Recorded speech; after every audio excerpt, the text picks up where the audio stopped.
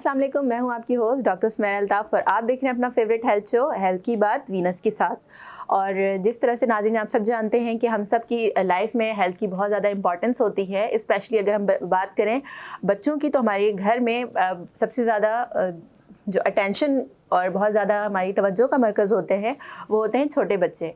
और जब छोटे बच्चों के साथ कोई प्रॉब्लम होती है तो पूरा घर बहुत ज़्यादा परेशान हो जाता है और साथ में बड़ी प्रॉब्लम ये होती है कि वो बच्चे अपनी प्रॉब्लम्स बता नहीं सकते, क्या वजह है रोने की या पेन क्यों हो रहा है हमें नहीं पता होता।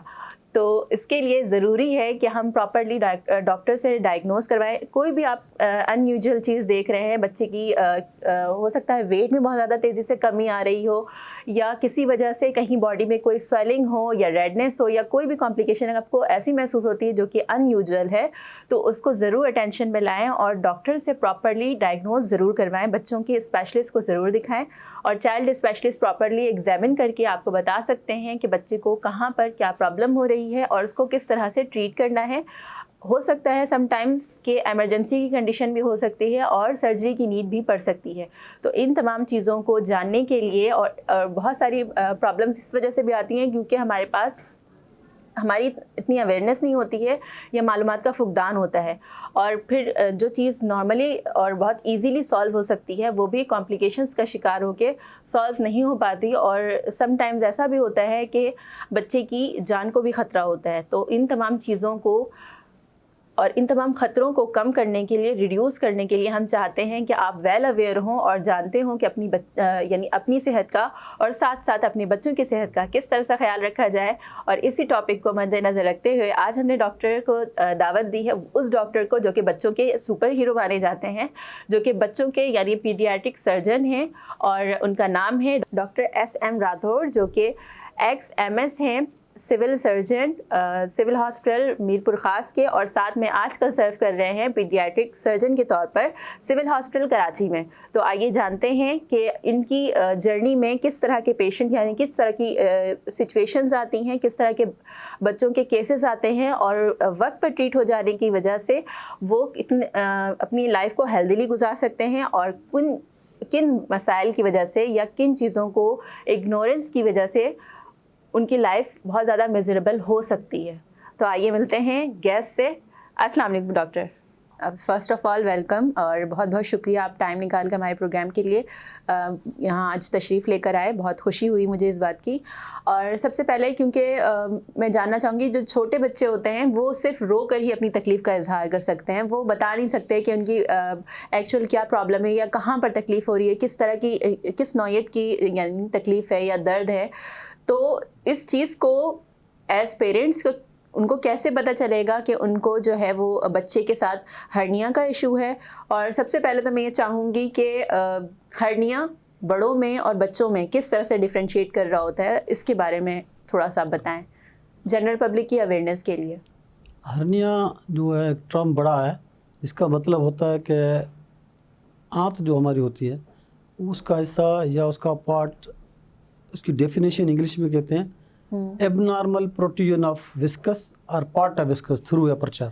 वो अगर निकल जाता है तो जब वो एक नाली होती है जिसके 2 रिंग्स होते हैं, तो ये ऊपर वाली सुपरफिशियल और डीप इंग्वाइनल रिंग होती है। तो रिंग अगर जब लूज हो जाती है, लूज होने के मोस्टली तो बड़ों में तो सबब 3 होते हैं, lifting off the weight, heavy weight उठाना यानी ज़्यादा वजन का उठाना, क्रोनिक कॉन्स्टिपेशन, वो कॉन्स्टिपेशन यानी कब्ज का होना, क्रोनिक कफ या कफ बहुत सीवियर होना, होती है तो उसमें वो एब्डोमिनल मसल्स खींचते हैं तो उसमें वीक हो जाते हैं, तो उसमें वो निकल आता है, तो उसको हम हर्निया कहते हैं। बच्चों में पैदाइशी होता है 1 दिन से लेके हम बच्चों को कंसीडर करते 12 साल तक, तो उसमें ये निकल आता है। तो उसमें ये मोस्टली जो है हर्निया पेनलेस होता है।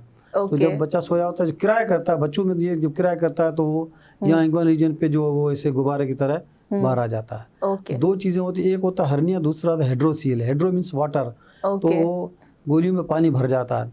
पानी हर्निया, इसमें फ़र्क ये होता है कि वो सिर्फ नीचे ही होता है, हर्निया ऊपर भी होता है, वो नीचे भी चला जाता है। तो पानी जब होता है उसको हम हेड्रोसील कहते हैं। उसका जो होता है कि जब हम डायग्नोस कर लेते हैं, गारंटी हो गई कि हेड्रोसील है, तो हम वेट करते हैं 2 साल तक।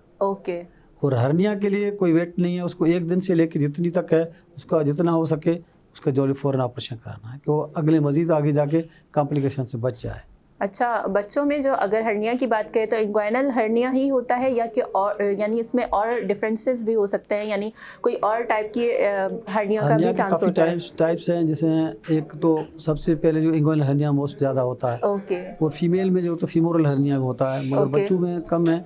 दूसरा होता है खास जो बच्चों में अम्बलाइकल हर्निया, जो नाफ है वो आपने देखो पैदाइशी में नाफ फुली होती है। जी जी जी। जो बच्चा क्राई करता है तो उसकी नाफ बाहर आ जाती है, तो उसके लिए भी उसको अम्बलाइकल हर्निया कहते हैं, नाफ का हर्निया। सही। तो वो ज़्यादातर क्या करती हैं, जो मदर्स है वो उनके ऊपर सिक्का वक्का बांध देते हैं। तो ये सिक्का वक्का बांधना का फ़ायदा नहीं होता, क्योंकि उसके अंदर एक रिंग होती है, वो रिंग लूज़ होती है, वो टाइम बिंग से जैसे बच्चा ग्रो करता है तो वो आस्ता आस्ता सुकड़ के बंद हो जाती है। तो उसका टाइम पीरियड होता है 2 साल तक।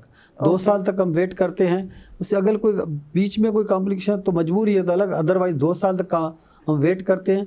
2 साल तक अगर वो खुद रिंग एब्लिटेट हो जाती है तो बंद हो जाता है। अगर उसमें नहीं होता है तो फिर हम ऑपरेशन करके उस अंदर करके उस रिंग को बंद कर देते हैं। ओके, अच्छा, इसी तरह से यानी किस तरह से, अगर आपने कहा कि साइन एंड सिम्टम्स इसके नहीं होते हैं, तो एक मदर को जो एक यानी न्यूली बॉर्न की मदर है या फिर फर्स्ट हो सकता है फर्स्ट प्रेगनेंसी के बाद यानी फर्स्ट बेबी हो, तो उस बंदी को किस तरह से पता चलेगा कि ये बच्चा जो है वो अगर क्राई कर रहा है तो उससे क्या क्या प्रॉब्लम्स हो सकती हैं, या फिर उसको डायग्नोज करवाना क्यों ज़रूरी है, या एक कोई नॉर्मल बच्चा भी उसके साथ कोई इशू नहीं है तो उसे डिफ्रेंशिएट करना किस तरह से ईजी होगा कि इसके साथ इश्यूज़ हैं या नहीं हैं? तो साइन सिम्टम्स 2 चीज़ें होती हैं। साइन सिम्टम्स वो है जो मदर और बच्चा प्रेजेंट करता है, साइन वो जो हम देखते हैं डॉक्टर एज ए डॉक्टर। सही। जैसे कहते हैं बुखार हो गया, पेशेंट बोलेगा बच्चे को बुखार हो गया, हम देखिए हम बुखार नहीं बोले, हम उसको टेम्परेचर बोलेंगे कि इसका टेम्परेचर कितना है, कि हम उसके तो इसी में हर्निया का भी जो है साइन सिम्टम होते हैं। सिम्टम्स वो है जो उसकी मदर हमें बताती है। उसमें एक मदर के लिए खासकर अवेयरनेस ये है कि जैसे ही बच्चे को नहलाती है देखती है तो पूरे जिस्म को टॉप टू बॉटम तो उसको चेक करे कि कहीं कोई सूजन तो नहीं है, कोई रोने के किराए करता है, कोई गुब्बारे की तरह बाहर तो नहीं आ रहा है, उसकी गोलियां देखें, नाफ उसकी चेक करें, और यहाँ कान इधर भी देखें तो उसमें क्या है। बच्चा बार बार कान में कभी कभी आपने का पेन का तो किराया करता है, कान की तरफ उंगली करता है, कान की तरफ करता है। मोस्टली जो बच्चे पेन होता है एब्डोमिनल पेन, ये एक बड़ा टर्म है, पेन इन एब्डोमेन, तो पेट में दर्द, तो उसका कॉलिक की पेन होता है। उसमें मुख्तलिफ रीजन्स होते हैं। तो हमने इसको पूरा जिस्म जो पेट है उसको 9 हिस्सों में तकसीम किया, तो उसमें 9 हिस्सों में जो जितने बॉडी के ऑर्गन्स हैं तो वो जब अफेक्ट होते हैं तो फिर वहाँ का पेन होता है। तो सबसे पहले जो सीवियर पेन होता है वो अपेंडिक्स का होता है, तो राइट साइड पे नीचे इलियक फोसा में हम जाते हैं तो वहाँ पे उसके साथ बुखार और उल्टी साथ होता है। उसके अलावा बुखार होता है, और यहाँ ऊपर जो है जो हमारी पसलिया रिब्स है उसके नीचे वाला, तो इस तरफ जो राइट साइड पे है यहाँ जो हमारे लिवर के साथ गाल ब्लैडर होता है, तो उसके अंदर स्टोन हो या सिस्टाइटिस की वजह से हो जाता है।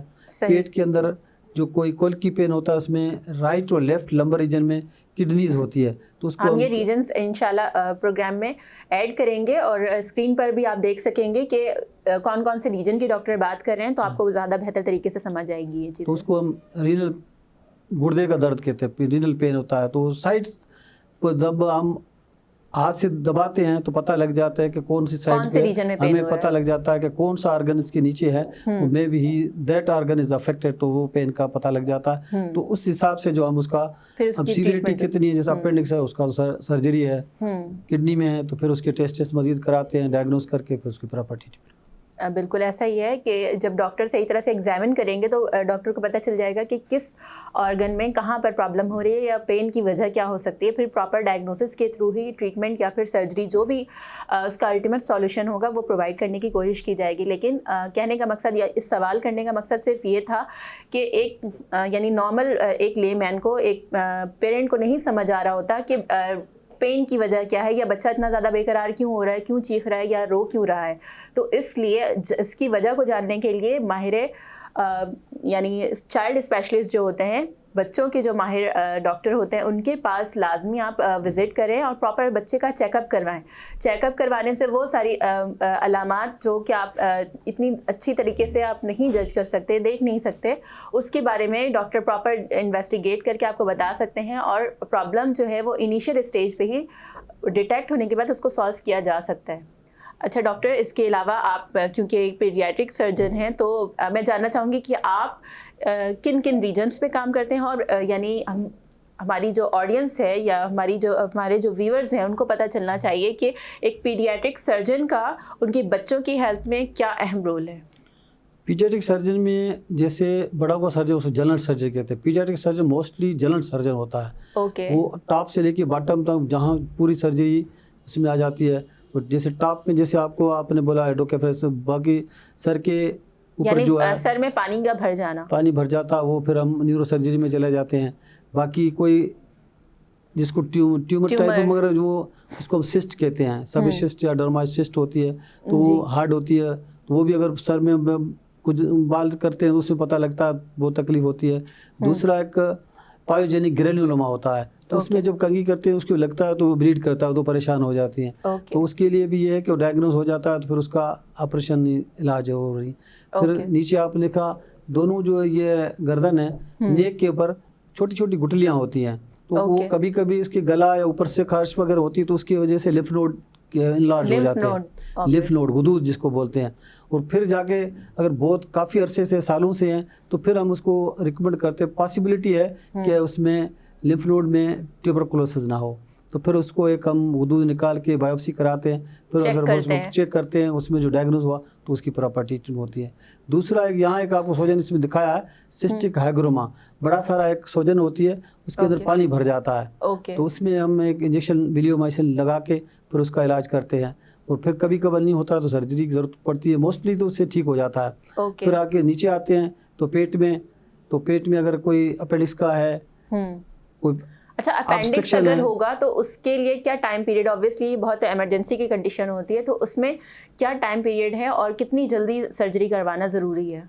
अपेंडिक्स जैसे डायग्नोज हो गया, एक तो हम क्लिनिकली डायग्नोज करते हैं, यानी अगर बच्चा बहुत ज़्यादा रो रहा है तकलीफ की वजह से तो प्रॉपर फौरन से चाइल्ड स्पेशलिस्ट को दिखाना बहुत ज़रूरी है, क्योंकि ऑब्वियसली वो बच्चा खुद से बता नहीं सकता कि इस रीजन में या यहाँ पर पेन है, बट जब प्रॉपर डायग्नोसिस होती है, जब टेस्ट वगैरह करवाए जाते हैं तो पता चल जाता है। और जब पता चल जाए तो आई थिंक इमरजेंसी, आप कह रहे हैं कि इमरजेंसी की कंडीशन में ये करवाने की ज़रूरत होती है सर्जरी। तो आप क्या समझते हैं डॉक्टर, इतने जो छोटे से बच्चे होते हैं वो रिकवर कर जाते हैं सर्जरी के बाद? कौन कौन सी एहतियातें या इकदाम करनी चाहिए सर्जरी के बाद? सर्जरी के बाद तो यह है कि कभी कभार कोई सर्जरी, हम मोस्टली तो ये इलेक्टिव सर्जरी होती है, अपेंडिक्स वाली ये इमरजेंसी सर्जरी होती है। तो इमरजेंसी सर्जरी में अगर कोई अपेंडिक्स बहुत गंदा है, जैसे मतलब इन्फेक्टेड है, तो उसमें उस वुंड में इन्फेक्शन होने के चांसेस हो जाते हैं क्योंकि भर गया है। तो अदरवाइज जो क्लीन सर्जरी होती है उसमें इन्फेक्शन होने के चांसेस बिल्कुल ना होने के बराबर होते हैं। अगर हम कुछ नीट एंड क्लीन सर्जरी करते हैं तो इन्फेक्शन के परहेज करने के लिए है कि उसकी प्रॉपर ड्रेसिंग होती है, फिर उसके बाद सफाई, उसके बाद उसकी मेंटेनेंस, उसका खाना पीना जो है वो आराम से। इतना पेट की सर्जरी होती है उसमें हम खास करके ओरली जो है डाइट का हम बहुत ख्याल करना पड़ता है कि जब 2 दिन 3 दिन के बाद फिर आस्ता आस्ता उसकी डाइट शुरू कराते हैं। और नीट सर्जरी के लिए अगर हम कहते हैं कि केयर इज़ बेटर देन, तो केयर करने से क्या वो सर्जरी आपकी कॉम्प्लिकेशन नहीं होगी, वुंड खराब नहीं होगा, तो उसकी बचत होगी, जल्दी हील हो जाएगा, बच्चा रिहेबिलिट जल्दी हो जाएगा। ओके अच्छा, आपने जिक्र किया कि इलेक्टिव सर्जरी की बात की और साथ में इसका बताया कि जब अपेंडिसाइटिस का इशू होता है तो उस कंडीशन में इमरजेंसी सर्जरी होती है। तो इसी तरह से यकीनन जब इसकी बात होती है, हर्निया की बात होती है, तो उस पर भी 2 ऑप्शंस होते हैं। जब अगर हम वक्त पर डायग्नोज कर लें और पता चल जाए, यानी डॉक्टर आपको बता देते हैं कि बच्चे के साथ हर्निया का इशू है, तो क्या ये बेहतर नहीं है कि इलेक्टिव वे की तरफ जाया जाए और इलेक्टिव ऑपरेशन की जाए? बिल्कुल आप सही फरमा रहे हैं। अगर हम टाइम पे उसको डायग्नोज कर लें तो इलेक्टिव होगा तो बिल्कुल आराम से हो जाएगा, उसकी जो आपने कहा कॉम्प्लिकेशन बच जाएंगे। इमरजेंसी हर्निया जब होती है जब हर्निया फंस जाता है, फंसने के बाद उसको ऑब्स्ट्रक्टिव हर्निया कहते हैं। उसके बाद भी हम उसको नहीं करते हैं टाइम पे, तो फिर वो उसके अंदर जो गट जो फंसी हुई है वो गैंग्रीन हो जाती है। तो फिर जगह ऑपरेशन करता है तो काट के बाहर निकालना पड़ता है, तो वो इमरजेंसी सर्जरी हो जाती है। उसमें कोई टाइम का कोई बिल्कुल no compromise, as soon as possible जितना हो उतना करते हैं। वो हो सकते हैं, क्या खतरात हो सकते हैं अगर यानी इमरजेंसी स्टेप ना लिया जाए ऐसी कंडीशन में, तो फिर क्या क्या यानी कॉम्प्लिकेशन या खतरात क्या हो सकते हैं? मैंने बताया ऑब्स्ट्रक्ट होता है तो पेनफुल होता है, उल्टियाँ होती है, बच्चा बहुत किराया करता है, वो हम इमरजेंसी में उसको डायग्नोज कर दिया, स्टूल भी एब्डोमेन डिस्टेंशन हो जाती है, कॉन्स्टिपेशन भी हो जाती है, उसमें हम जल्दी करेंगे तो उसकी गट जो है, गट का आंत को बोलते हैं, तो इसका जो है वो गैंग्रीन का मतलब काला पीला काला पड़ जाता है, जैसे उसको गैंग्रीन लफ्ज़ का मतलब डेथ ऑफ द टिश्यू, तो उससे वो बच जाता है। तो वो प्रॉम्प्टली जितना हम जल्दी करेंगे उतना वो गैंग्रीन से बच जाएगा और उसकी सेहत जो सही हो जाएगी। ओके अच्छा, इसके अलावा अगर यानी अगर इमरजेंसी की कंडीशन होती है तो क्या क्या कॉम्प्लिकेशंस इसके अलावा जो यानी पेरेंट्स को नहीं पता है, तो उनको अगर अवेयरनेस दी जाए तो यानी इमरजेंसी की कंडीशन में क्या क्या यानी आप समझते हैं कि मुश्किलात हो सकती हैं बच्चे बस वो तो मैंने कहा जैसे हर्निया को रूटीनली अगर चेकअप किया जाए बॉडी का, या बच्चा जब किराया करता है तो उसकी पूरी होल बॉडी को चेक किया जाए कि भाई कहीं रोने से कोई गुब्बारा इंगुइनल रीजन पे तो नहीं आ रहा है, तो डायग्नोज हो गया तो इलेक्टिव हो गया तो उसको डायग्नोज कर दिया। फिर अभी कभी कभार नहीं भी होता है, कभी रात के टाइम को ऐसी इमरजेंसी में बच्चा रो रहा है चिल्ला रहा है तो देखें कि वो जगह जो सोजन है जिसको हम हर्निया बोलते हैं, वो जो लेटाने से रिड्यूस हो जाता है, रिड्यूस नहीं होगा फिर वो इरिड्यूसिबल कहता है। कभी कभी इरिड्यूसिबल में दर्द नहीं होता है, मगर फिर जब वो ऑब्स्ट्रक्ट हो जाता है तो उसमें दर्द होता है, उल्टियाँ होती है, डिस्टेंशन होता है, सारी चीज़ें वो इमरजेंसी की तरफ चला जाता है। उसके बाद भी हम प्रॉपर टाइम पे नहीं पहुंचते तो फिर वो ऑब्स्ट्रक्टेड जगह जो है वो गैंग्रीन में कन्वर्ट हो जाती है, तो वो कॉम्प्लिकेटेड हो गई, तो सर्जरी भी मुश्किल है। फिर आंतों के पार्ट को यकीनन कट भी करना पड़ता है, जो गैंग्रीनस पार्ट है उसको कट करना पड़ता है, एनास्टोमोसिस करता है, उसमें कॉम्प्लिकेशन होती है, इन्फेक्शन होने के चांस ज़्यादा होता है। तो एज सून एज जितना हम करेंगे डायग्नोज, एज सून एज हम जितना सर्जरी की तरफ चले जाएंगे तो हम कॉम्प्लिकेशन बच जाएंगे, बच्चे की सेहत सही रह जाएगी। ओके अच्छा, इसके अलावा जब इमरजेंसी की कंडीशन होती है तो फिर पेरेंट्स को किस तरह एक्ट करना चाहिए और किन किन चीज़ों के लिए तैयार रहना चाहिए?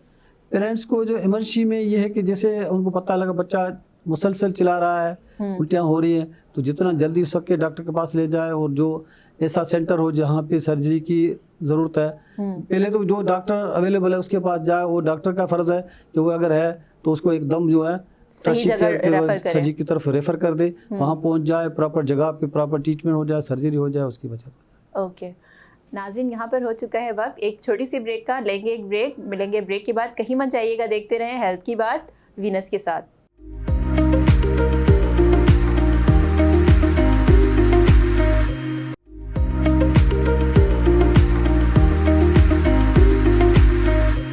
वेलकम बैक, आप देख रहे हैं हेल्थ की बात वीनस के साथ। मैं हूं आपकी होस्ट डॉक्टर स्मेरल अल्ताफ और हमारे साथ मौजूद हैं डॉक्टर SM राठौड़, जो कि बता रहे हैं कि बच्चों की क्या क्या कॉम्प्लिकेशंस हो सकती हैं बाय बर्थ भी, और बर्थ के बाद भी उनको किन किन तरह से प्रॉपरली चेकअप की ज़रूरत है और किन सर्जरीज़ की ज़रूरत पड़ सकती है जिनको इग्नोर नहीं करना चाहिए, और वक्त पर सर्जरी बच्चे की जान भी बचा सकती है और उसकी ज़िंदगी की क्वालिटी को बेहतर भी कर सकती है। तो डॉक्टर, इसके अलावा आपके पास किस तरह के केसेस आते हैं जिनको आप समझते हैं कि अगर वक्त पर यानी अगर पेरेंट्स को अवेयरनेस दे दी जाती या पेरेंट्स को पता होता और मालूमात का फुकदान ना होता तो फिर वो बच्चा जो है वो हेल्दी कंडीशन में आता और ऐसी कंडीशन में नहीं होता कि उसको अब ट्रीट ही नहीं किया जा सकता? उसके लिए मैं पहले बता, अब इसमें एक अंडरस्टैंडिंग टेस्ट है। Okay. बच्चों की गोली होती है, में किस तरह से आम लफ्जों में किस तरह से बच्चों की गोली होती है, पैदाइशी जो गोली होती है बच्चे के नीचे दोनों आ जाती है, और वो कभी कभार क्या जब पैदाइशी माँ अगर उसको अच्छी तरह से प्रॉपर्ली चेक कर ले, जब उसको नहलाती है, माँ नहलाए या नर्स है या दाई है या कोई जो उसको बच्चे को देखभाल करता है वो देख ले, तो बिल्कुल जितना जल्दी पता लग जाए कि इसकी गोली ऊपर है या है ही नहीं, तो एक होती है एब्सेंट, दूसरी होती है अंडरस्टैंडेड। तो ऊपर जब जाके हाथ लगाएंगे तो एक ब्लोर की तरह गोली महसूस होती है जो फिसलती रहती है। अगर वो आ जाती है तो डायग्नोस हो तो वो फौरन डॉक्टर को दिखाए। उसके लिए क्यों देखना है, ज़रूर इसीलिए है कि आजकल नई रिसर्च के मुताबिक बच्चे का पहले दिन से अगर पता लग जाए तो फौरन दिखाए, फिर हम 3-3 महीने के बाद उसको बुलाते हैं। 6 महीने तक हम वेट करते हैं। 6 महीने के तक कुछ नहीं कहते कि भाई छोड़ दे आप इसको, लेकिन प्रॉपर मॉनिटर कर रहे होते हैं। 6 महीने से लेके 12 महीने तक उसको अगर वेट करते हैं कि गोली नीचे पॉसिबिलिटी होती है कि नीचे आ जाती है। 12 महीने तक अगर नीचे नहीं आती है तो 12 महीने से लेकर 18 महीने तक उसको हम किसी सूरत में उसको ऑपरेशन करके नीचे ले आते हैं। अगर बिल्कुल नहीं है तो फिर अगर पेट में है तो उसकी 2 सर्जरियाँ होती है। पहले लेप्रोस्कोपिक सर्जरी होती है, वो करके उसको पहले अलग करते हैं, फिर दोबारा ऑपरेशन करके उसको नीचे ले आते हैं।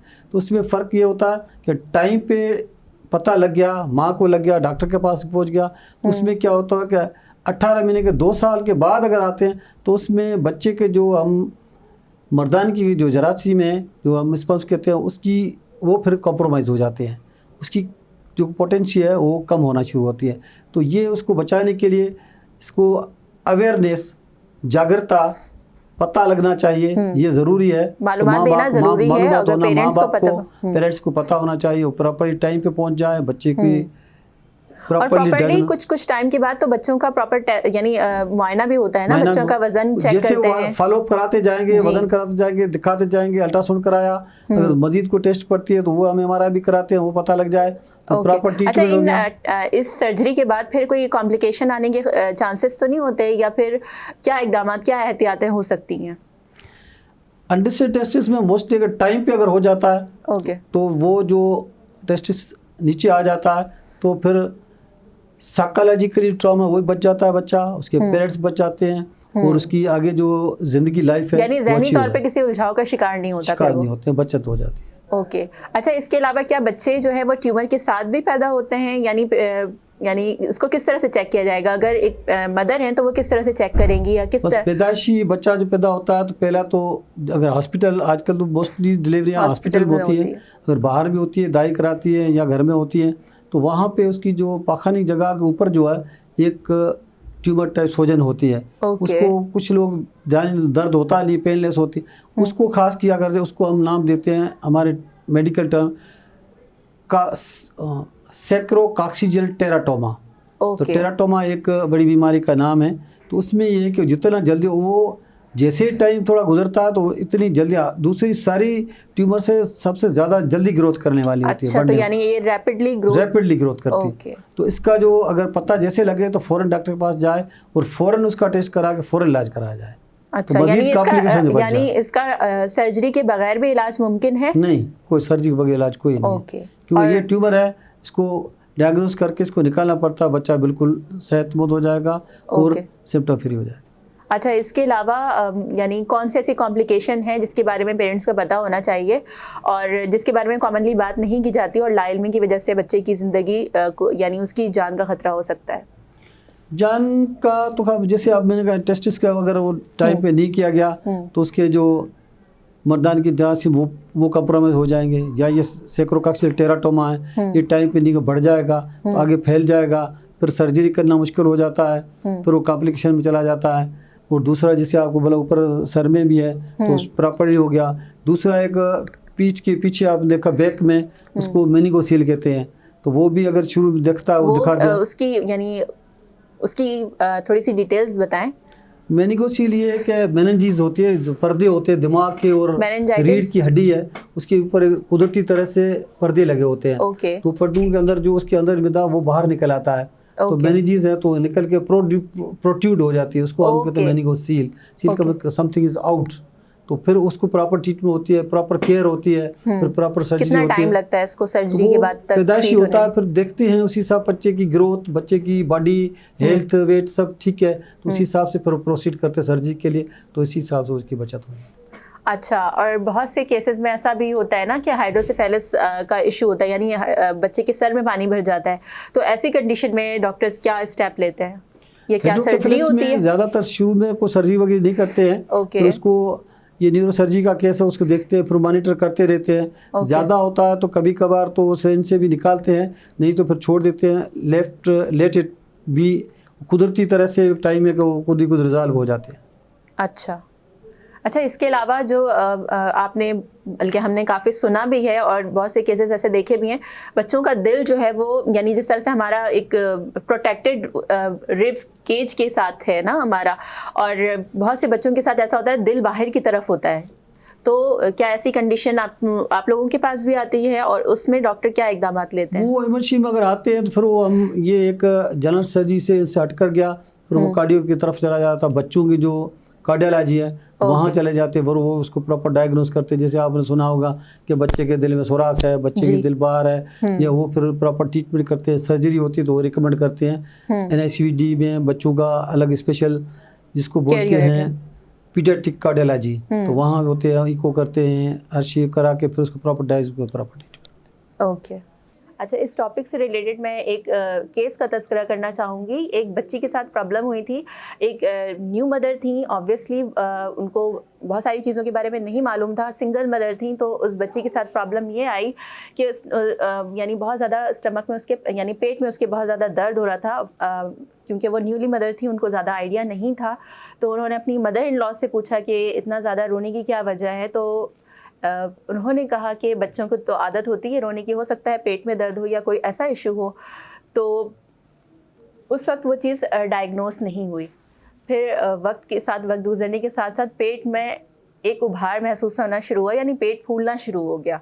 अब वो बहुत ज़्यादा फ़िक्रमंद हो गई इनकी मदर, और उन्होंने कहा कि बहुत ज़्यादा यानी इसके पेट में जो है सूजन आ रही है या पेट फूल रहा है, तो इसकी क्या रीज़न हो सकती है। तो उनकी मदर इन लॉ ने उनको सजेशन दी। उनको ये मुगालता हो गया कि बच्ची के यानी गैस की वजह से प्रॉब्लम हो रही है। तो उन्होंने मालिश करना और मसाज करना, इस तरह की चीज़ें और डिफरेंट टोटके आजमाने लगी। अब बच्ची की तकलीफ़ की इंटेंसिटी बढ़ती गई और साथ में फिर ये प्रॉब्लम आई कि रेडनेस भी पेट में फ़ील होना शुरू हुआ। और बच्ची जब रोती तो बहुत ज़्यादा शिद्दत के साथ रोती, और बच्ची को जब गोद में उठाया जाता तो तकलीफ़ की शिद्दत में और ज़्यादा इजाफा हो जाता।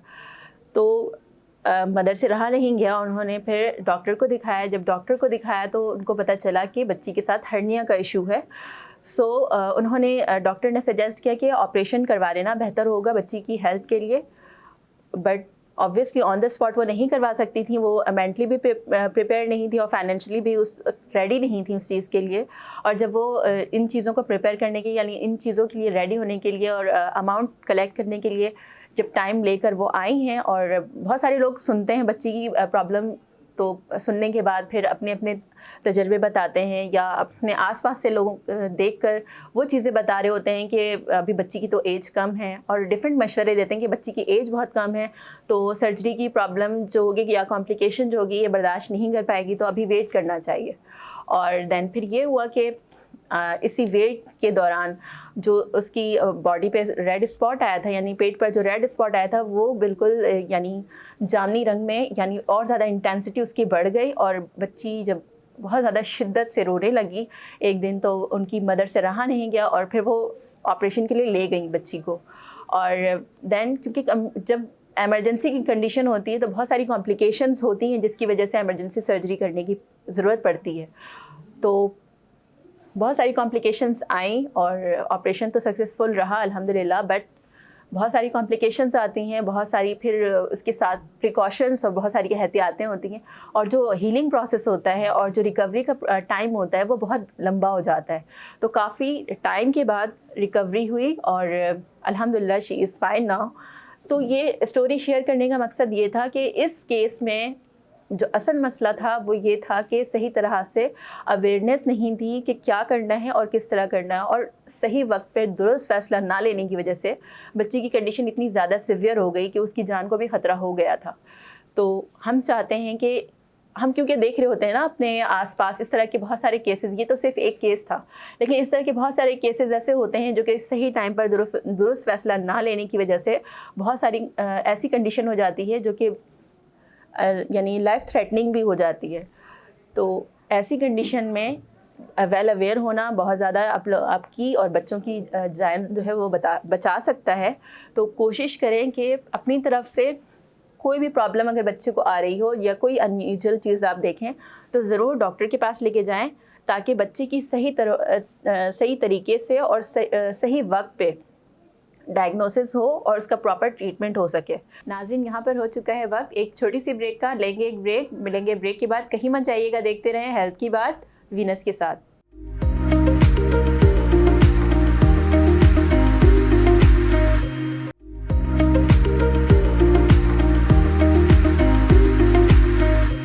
वेलकम बैक, आप देख रहे हैं हेल्थ की बात वीनस के साथ, और हम बात कर रहे हैं बच्चों की हेल्थ पर और उनकी सर्जिकल कंडीशंस क्या क्या हो सकती हैं और उसमें क्या क्या केयर होनी चाहिए उस पर हम बात कर रहे हैं।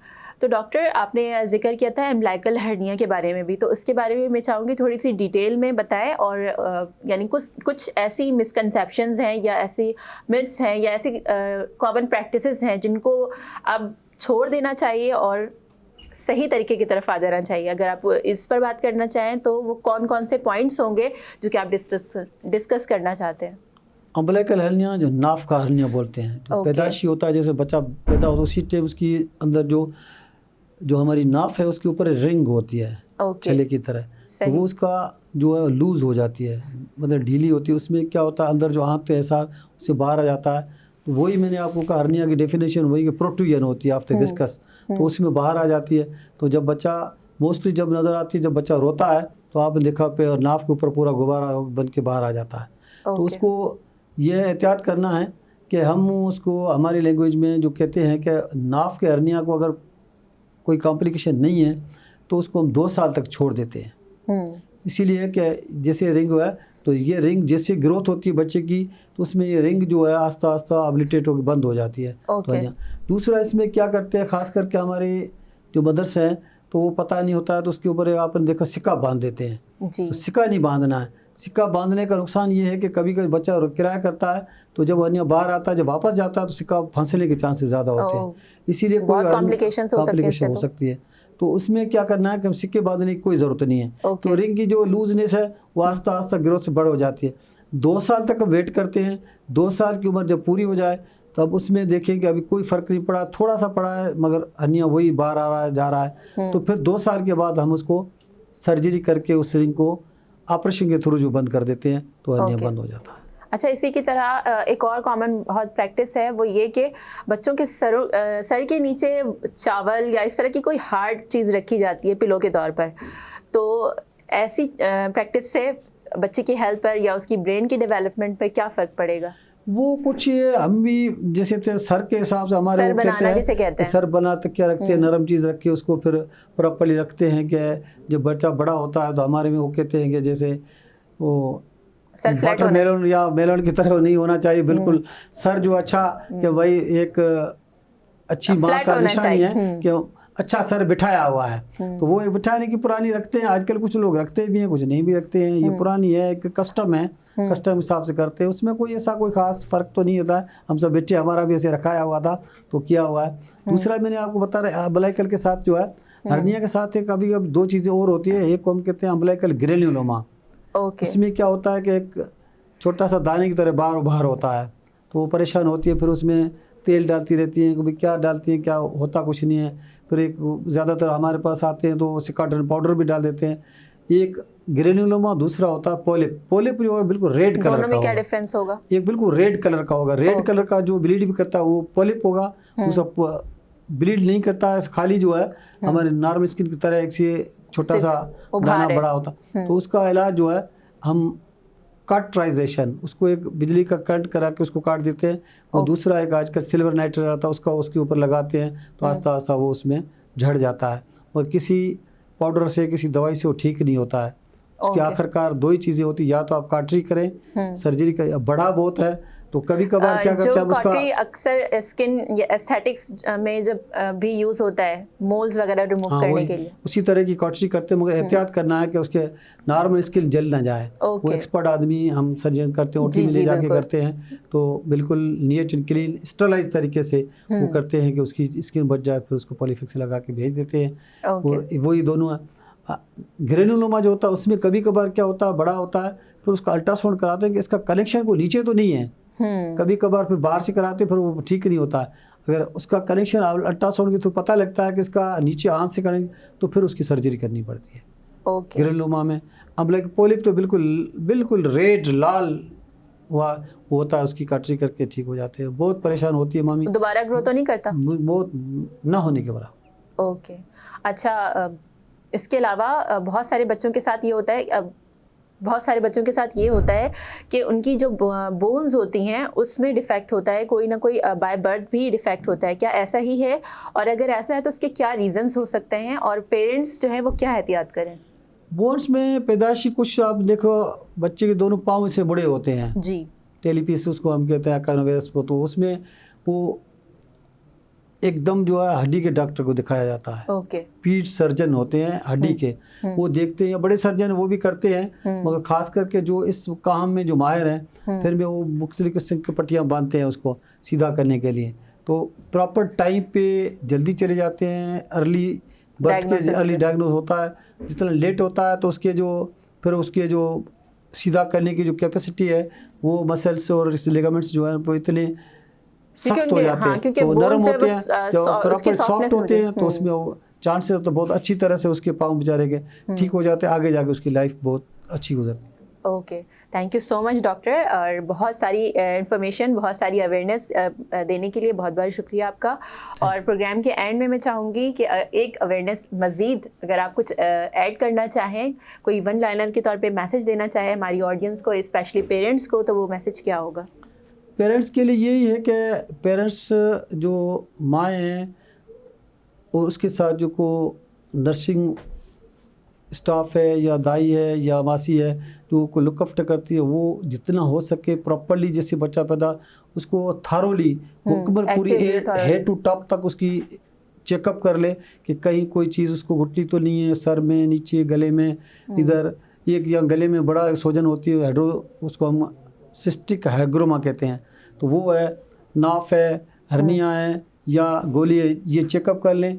तो जितना जल्दी हम उसको चेक करेंगे, डायग्नोस करेंगे, पता लगेगा, तो डॉक्टर के पास जाएं। उसमें क्या फ़ायदा होगा कि जितना जल्दी होगा तो जल्दी उसका इलाज हो जाएगा और मज़ीद कॉम्प्लिकेशन से बच जाएगा, उसकी लाइफ और बेहतर हो जाएगी।